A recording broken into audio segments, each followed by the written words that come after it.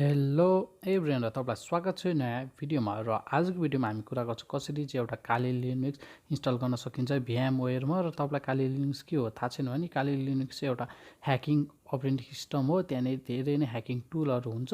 र let's go to video. र भिडियोमा जानुभन्दा अगाडि सब्सक्राइब गर्नु होला, किनभने हेर्न सक्नुहुन्छ मेरो भिडियो जतिजनाले नि हेर्नुहुन्छ 94.8% जनाले सब्सक्राइब गर्नुहुन्न। त्यही भएर प्लिज सब्सक्राइब गर्नु होला र साइडको बेल आइकन अन गर्नु होला। And let's go to video. फर्स्टमा हामी इन्स्टल गर्छौँ भ्यामवेयर। त्यसको लागि भ्यामवेयर फ्री डाउनलोड भन्ने गुगलमा लेख्नुहोस् र फर्स्टको लिङ्कमा जस्ट क्लिक गर्नुहोस् र हेर्न सक्नुहुन्छ भ्यामवेयर लेख्नुहोस् अनि फर्स्टको लिङ्कमा जस्ट क्लिक गर्नुहोस्। क्लिक गर्नुभएपछि तपाईँको यस्तो इन्टरफेस खोलिन्छ। एकछिन वेट गरौँ।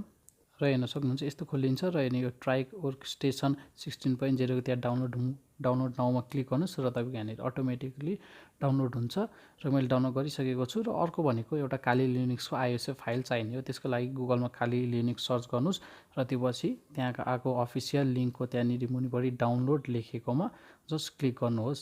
डाउनलोड लेखेकोमा क्लिक गर्नुहोस् र तपाईँको हेर्न सक्नुहुन्छ यहाँनिर इमेज नेमहरू देखाएको छ। र तपाईँको फर्स्टमा तपाईँको पिसी 64 बिट हो कि 32 बिट हो हेर्नुहोस्। त्यो पछि त्यहाँनिर तपाईँको सिस्टम अनुसारले जस्ट डाउनलोड गर्नुहोस्। तपाईँले टोरेन्टबाट पनि गर्न सक्नुहुन्छ र यो ब्राउजरबाट पनि गर्न सक्नुहुन्छ। र मेरो 64 बिट हो, त्यही भएर म सबैभन्दा माथिको सबैभन्दा टपको काली लिनक्स 64 बिटमा जस्ट क्लिक गर्छु र एकछिन वेट गरौँ र यसले अटोमेटिकली डाउनलोड गर्छ।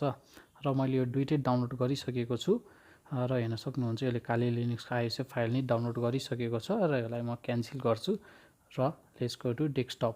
र यहाँ हेर्न सक्नुहुन्छ यहाँनिर भ्यामवेयर र काली लिनक्सको आइएसए फाइल छ, यो डाउनलोडमा हुन्छ। र मैले यहाँनिर मुभ गरेको छु। र यहाँनिर पहिलोसुरु भ्यामवेयर इन्स्टल गरौँ। त्यसको लागि डबल क्लिक गर्नु भ्यामवेयरमा र यहाँनिर तपाईँको प्रिपेरिङ टु इन्स्टल भनेर आउँछ। र यहाँनिर यो नेक्स्टमा क्लिक गर्नुहोस्। र यहाँनिर नेक्स्टमा क्लिक गरेपछि जस्ट त्यो आई एक्सेप्ट गर्नुहोस् र नेक्स्ट गर्नुहोस्। यसलाई पनि नेक्स्टै गर्नु, जे छ त्यही रहन दिनु। र त्यो पछि यो दुईवटा अनचेक गरेर चेक गर्नुभयो नि हुन्छ, टिक गर्नुभयो नि हुन्छ। त्यो पछि नेक्स्ट गर्नुहोस् अनि फेरि नेक्स्ट गर्नुहोस् र यो इन्स्टलमा क्लिक गर्नुहोस्। र यस्तो इजिली नै यो भ्यामवेयर इन्स्टल हुन्छ। र एकछिन वेट गर्नुहोस्। र हेर्न सक्नुहुन्छ यो भ्यामवेयर फिनिस भइसकेको छ। र फिनिसमा क्लिक गर्नुहोस् र हेर्न सक्नुहुन्छ तपाईँको यस्तो सर्टकट आइकन खोल्छ र त्यसमा डबल क्लिक गरेर अब हामी इन्स्टल गर्छौँ काली लिनक्स यो भ्यामवेयरभित्र। र डबल क्लिक गरेर गर्नुहोस्। पहिलोसुरु डबल क्लिक गर्नुभएपछि जस्ट कन्टिन्यू गर्नुहोस्। पहिलोसुरु र यो कन्टिन्यूमा क्लिक गर्नुभएपछि जस्ट फिनिस गर्नुहोस्। र तपाईँको यस्तो खोलिन्छ हेर्न सक्नुहुन्छ यहाँनिर। र यसलाई अलिकति म ठुलो बनाइदिन्छु। र यहाँनिर त्यो तपाईँले देख्न सक्नुहुन्छ create a new virtual machine, त्यसमा क्लिक गर्नुहोस्। र क्लिक गर्नुभएपछि हेर्न सक्नुहुन्छ यो सेकेन्डकोमा चेक गर्नु इन्स्टलर यो डिस इमेज आइएसए भनेकोमा अनि ब्राउज गर्नुहोस्। ब्राउजमा अब हामी डाउनलोड गरेको काली लिनक्सको आइएसए फाइल हाल्छु। र तपाईँ पनि ब्राउज गरेर तपाईँको आइएसए फाइल कता छ जस्ट सेलेक्ट गर्नुहोस्। मेरो डेस्कटपमा छ, त्यही भएर म डेस्कटपमा गएर सेलेक्ट गर्छु र नेक्स्ट गरिदिनु। त्यहाँ देखाएको छ कुन डिटेक्ट भनेर, जस्ट केही हुँदैन, जस्ट नेक्स्टमा क्लिक गर्नुहोस्। र यहाँनिर यसमा चाहिँ लिनक्स भनिदिनुहोस्। लिनक्स गरेर नेक्स्ट गर्नुहोस्। र अनि यहाँनिर तपाईँको भर्चुअल मसिन नेम जे राख्दै पनि हुन्छ। र म यहाँनिर काली लिनक्स राखिदिन्छु अनि नेक्स्ट गर्नुहोस्। र हेर्न सक्नुहुन्छ यहाँनिर 20 GB पहिल्यै रिकमेन्ड गरेको छ, जस्ट नेक्स्ट गर्नुहोस्। अनि यहाँनिर तपाईँ त्यहाँ कस्टमाइज हार्डवेयरमा गएर ऱ्यामहरू पनि तपाईँ कस्टमाइज बढाउन घटाउन सक्नुहुन्छ र अरू पनि गर्न सक्नुहुन्छ। र मैले क्लोज गरिदिएँ र अनि फिनिस गरिदिएँ। सक्नुहुन्छ यहाँनिर काली लिनक्स देखाइसकेको छ। र अनि त्यहाँ मुनि प्ले भर्चुअल मसिनमा जस्ट क्लिक गर्नुहोस् र एउटा ब्ल्याक स्क्रिन जसरी एकछिन 5-10 सेकेन्ड आउँछ, जस्ट एकछिन वेट गरौँ। र यहाँनिर हेर्न सक्नुहुन्छ यहाँनिर ग्राफिकल इन्स्टल एडभान्स अप्सनहरू आएको छ। र हामी ग्राफिकली इन्स्टल गर्छौँ र इन्टर गर्नुहोस् ग्राफिकली इन्स्टलमा, त्यहाँ क्लिक गरेर जस्ट इन्टर गर्नुहोस् र यस्तो ब्ल्याक स्क्रिन आउँछ। एकछिन वेट गरौँ। र एकछिन वेट पछि तपाईँको यस्तो खालको खोलिन्छ र एकछिन वेट गर्नुहोस्। त्यो ग्राफिकल इन्स्टलमा क्लिक गरेर र यो इङ्ग्लिस जस्ट कन्टिन्यू गर्नुहोस्। र यहाँनिर युनाइटेड स्टेटमै कन्टिन्यू गर्नुहोस्। र यहाँनिर अमेरिकन इङ्ग्लिसमै कन्टिन्यू गरौँ। अनि हेर्न सक्नुहुन्छ त्यहाँनिर डिटेक्टिङ हार्डवेयर भनेको छ, जस्ट एकछिन वेट गरौँ। यहाँनिर यो पुरै उनीहरूले नै प्रोसेस गरिदिन्छ।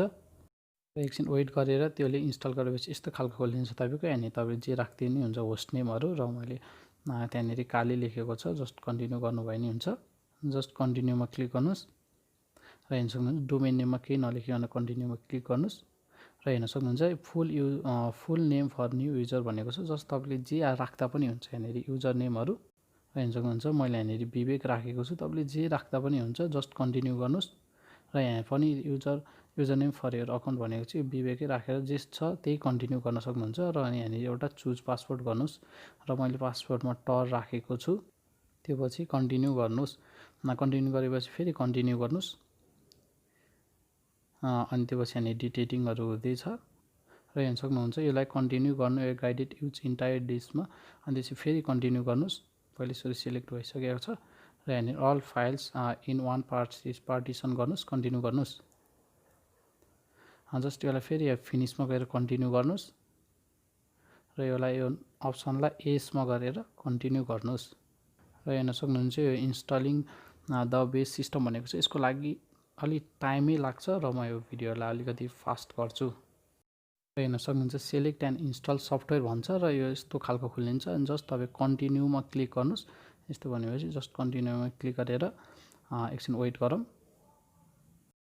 सक्नुहुन्छ यहाँनिर फास्ट फरवर्ड पछि जस्ट यहाँनिर इन्स्टलिङ, यहाँनिर यसमा just install the group boot loader भनेर जस्ट कन्टिन्यू गर्नुहोस् र यसलाई मुनिपट्टिकोमा ठ्याक्क सेलेक्ट गरेर डिभी भन्नेमा सेलेक्ट गरेर जस्ट कन्टिन्यूमा क्लिक गर्नुहोस्। इन्स्टलेसन इज कम्प्लिट भनेको छ र हाम्रो सक्सेसफुली इन्स्टल भइसक्यो। र कन्टिन्यूमा क्लिक गर्नुहोस् र कन्टिन्यूमा क्लिक गर्नुभएपछि जस्ट अलिकति 10 सेकेन्ड जति टाइम लिन्छ। अलिकति टाइम लिएपछि तपाईँको यस्तो खालको खोलिन्छ। तपाईँले जे युजर नेम राख्नु भएको थियो इन्स्टल यो पुरै प्रोसेस गर्दाखेरि त्यही राख्नु युजर नेम। मैले राखेको थिएँ विवेक र म विवेक हान्छु र पासवर्ड मैले राखेको थिएँ टर र मैले टर हान्छु र तपाईँले जे राख्नु भएको थियो त्यही राखेर जस्ट लगइन गर्नुहोस्। र हेर्न सक्नुहुन्छ हाम्रो यहाँनिर काली लिनक्स अपरेटिङ सिस्टम ओपन भइसक्यो र यो सक्सेसफुल्ली हाम्रो इन्स्टल भइसकेको छ। र यहाँनिर यसको टर्मिनल पहिला सुरु हेरौँ। त्यहाँ हेर्न सक्नुहुन्छ माथि यसलाई टर्मिनल खोलेर हेरौँ र यहाँनिर आइएफ कन्फिग भनेर हेरौँ हाम्रो नेट पनि चलेको छ कि छैन। यसले इन्टर्नल वाइफाई एडाप्टर नै युज गरेको छ ल्यापटपको। र यहाँनिर कोड हानौँ, जस्ट कोड हानौँ, एउटा कमान्ड हानौँ आइएफ कन्फिग भनेर हानौँ र यहाँनिर हेर्न सक्नुहुन्छ यहाँनिर हाम्रो सक्सेसफुली हाम्रो यहाँनिर आरामसँग चलिसकेको छ यहाँनिर हाम्रो यो इन्टरनेट पनि। र हेरौँ हाम्रो यहाँनिर ह्याकिङ टुलहरू के चाहिँ छ। यहाँनिर हेर्न सक्नुहुन्छ यहाँनिर काली लिनक्समा इन्फर्मेसन ग्यादरिङमादेखि हेर्न सक्नुहुन्छ इन्फर्मेसन ग्यादरिङमा कति धेरै छ। यानि analyse, web application, database, passport attack, wifi attack, wireless एट्याकहरू, रिभर्स इन्जिनियरिङदेखि धेरै नै तपाईँहरूको महत्त्व पर्ने यस्तो इम्पोर्टेन्ट ह्याकिङ टुलहरू छ। तपाईँ त्यो फ्रीमा युज गर्न सक्नुहुन्छ। एभ्रिवान र भिडियो मन परेमा लाइक गर्नुहोस्, सब्सक्राइब गर्न नभुल्नुहोला। Thank you.